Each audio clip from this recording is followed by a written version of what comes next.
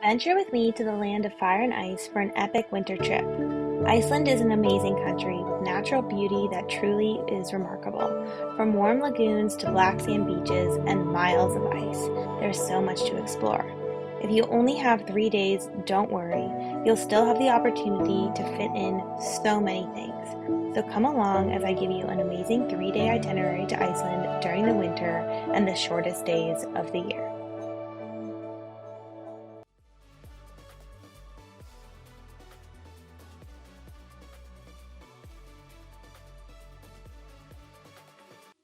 If you're going to Iceland in winter, then you know you'll need to pack plenty of warm layers. One of the best things about visiting Iceland is that Iceland Air offers an amazing stopover program where you can stay for up to a week without paying extra on your way to other European destinations.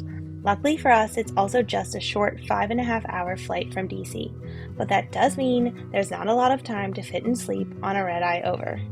I recommend renting a car so that you have flexibility as long as you're comfortable driving in winter conditions. Once we got everything situated and picked up the car, it was already 9:30 a.m. and the skies were still dark. So of course we stopped into an amazing Reykjavik cafe, picked up a pastry before beginning our adventure. This is where normal people would take it easy and explore or relax in Reykjavik, but I've never heard the words relax and vacation together on any trip I've taken. So instead, we drove through the gorgeous winter wonderland, marveling at the beautiful skies around us to take on the Golden Circle for day one. This is a very popular tourist destination because you can see so many amazing landmarks in a short amount of time. First, we stopped at Gullfoss, and then we continued the drive to the next stop, the beautiful erupting geysers. And let me tell you, the golden skies while the geysers erupted was just breathtaking. The drive there and back is 2 hours, so remember to leave enough time for exploring before getting back to Reykjavik and enjoying one of the amazing lagoons. There are two well-known lagoons in Reykjavik, the Blue Lagoon or the Sky Lagoon.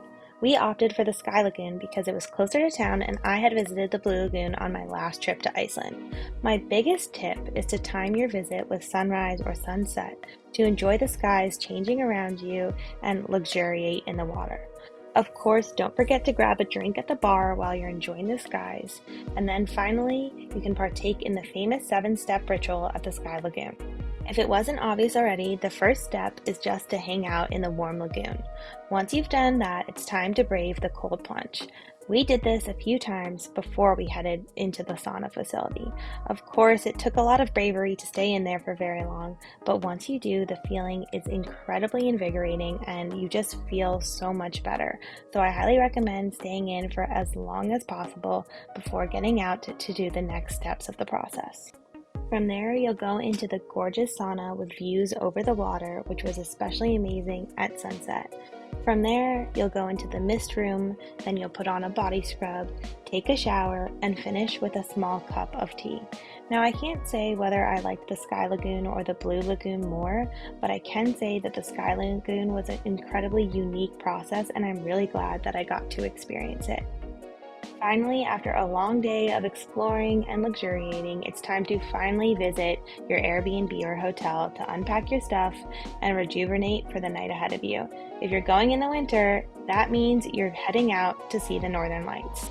We got unlucky our first night. Even though we were taking a tour, the lights were not active at all, so most of our time was spent outside in the cold looking at this. I actually don't think you need a tour, and I recommend doing this on your own. On your second day, it's time to get up, grab a pastry at one of the other amazing Reykjavik cafes, and head down to the south coast, towards the Vik area. The south coast is about 2 hours from Reykjavik, and along the way you'll pass cute towns like Selfoss and beautiful sights. The south coast is well known for its natural beauty. It has a ton of gorgeous waterfalls, stunning ice caves, and of course, the famous black sand beaches. We had a late start to our day and drove through a complete whiteout at the end, so we didn't have a ton of time to explore with only 2 hours of daylight left in the day. First, we went to Cavernafoss, which is just a 10-minute walk from the parking area. It was one of our favorite waterfalls of the whole trip because there were so few people around and the sky began to light up as we walked behind it. Once we were done exploring, we headed across the way just a few minutes drive to Skogafoss, which is one of the most famous and iconic waterfalls on the south coast. That also means it's one of the busiest. Busloads of tourists come here every day. So if you want to escape the crowds, continue exploring, you can venture to the top of the falls and go on the hike up there that takes you to wonderful falls along the way. It's 16 miles round trip, but we went a mile in and back. There's no better way to end your day of exploring in Iceland than grabbing a hot dog.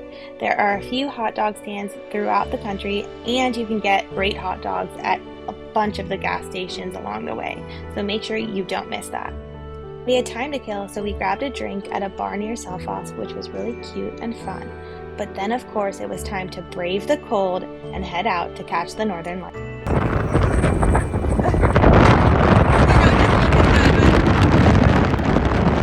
And if you're lucky like us, you'll be successful. We had a great night, even though we were freezing cold.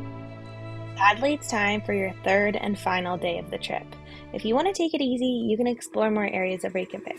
But if you're like us and want an adventure, you can go on an ice cave tour. Tours pick you up in Vik in large super jeeps. These jeeps go over the frozen ice for about an hour before taking you to the famous Katla ice cave. Before you ascend into the caves, the tour will provide you with helmets and crampons to wear for your safety and for it to be easier to grip on to the ice. And finally, it's time to venture down through the caves into the mesmerizing ice.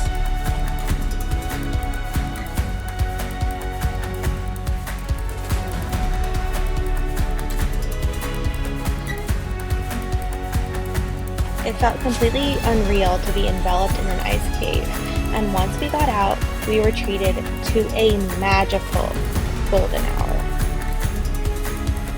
If Iceland isn't on your winter bucket list yet, then it needs to be. It's just amazing to experience the short days with gorgeous skies all around you and ice and snow covering every inch of land. It's something that I've never experienced before, and I would love to experience once again.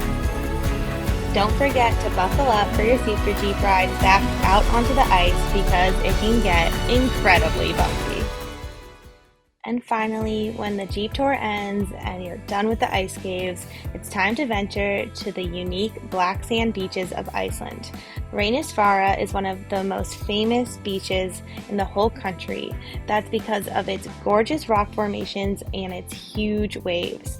You want to be careful because these waves can go out way further than you think they're going to. Now, our final day of the trip was New Year's Eve. And I've got to tell you that Iceland does New Year's Eve the best I've ever experienced it. I would go back to Iceland just to experience New Year's Eve once again.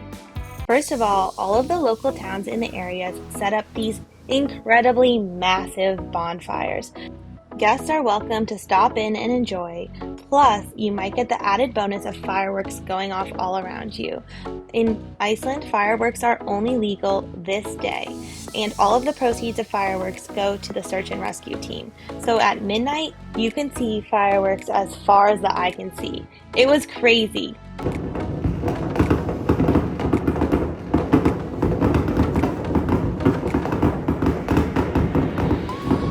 And of course, there's no better way to ring in the new year than going to catch the northern lights once again. We got incredibly lucky because there was a large solar storm happening when we were there, and on New Year's Eve, we got to capture it with our cameras.